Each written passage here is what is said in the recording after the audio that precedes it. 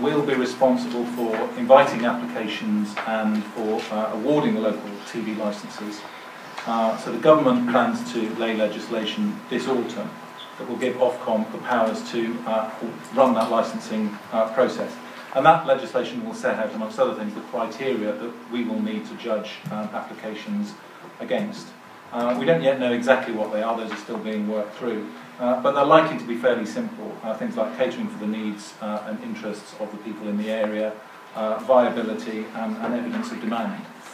We want to make them simple so that we can get through this process and license stations really as quickly as possible. So the timetable is that once that legislation is laid in the autumn, then as soon as we can, we will consult on how the licensing process will work and how we will interpret the powers that we've been given by the legislation. And we'll also consult on guidelines for local TV stations. Then as soon as the legislation is actually in place, we'll then start inviting applications for the first round of stations. That should be sort of early in 2012. Applicants will then have 3 months to put together their bid and submit it to us, and we'll then need to assess those bids against the statutory criteria, but hopefully get through that process as quickly as possible so that in the summer we should be in a position to award the first licences.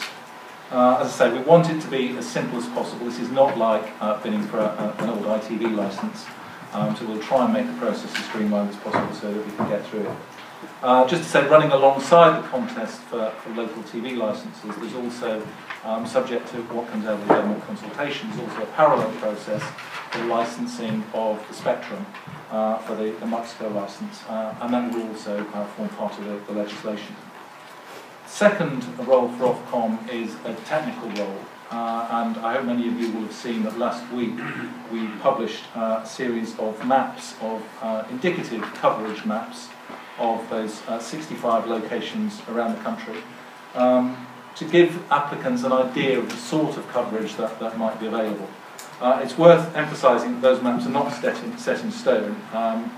Effectively what they represent is a series of planning assumptions that we had to make in order to get something out there to give people an idea of what was likely to be available.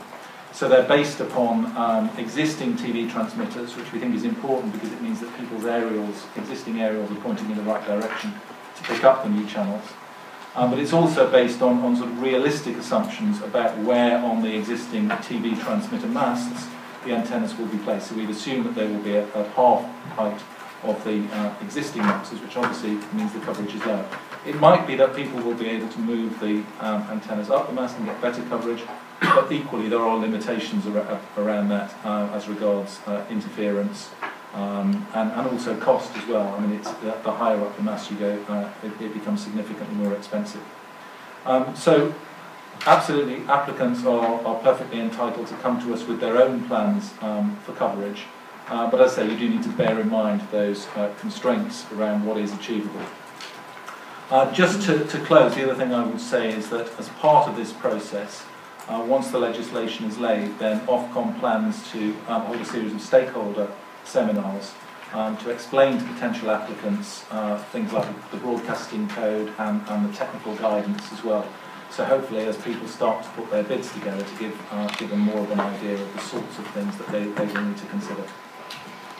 Thank you very much. And Jamie, tell us more about your plans and what element is element. Well, I think everybody's already made all the good points about local television, so I have a good excuse just to talk about what we do for once. Basically, it's hard to think, but about 18 months ago when we founded this company, it was for the purposes of looking at the opportunities for local television in the UK, and at the time people told us it would never happen.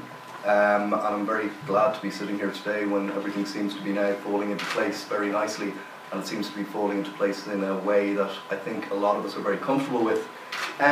We have done local television before. I've launched a number of stations in Ireland, which, despite the fact it's going through a recession that makes the recession in Britain, I'm afraid to say, look kind of comfortable, it is the only one of the new TV stations that were launched in the past 5 years that's still there. The most famous one being Setanta, which imploded quite spectacularly, and yet local television is still going.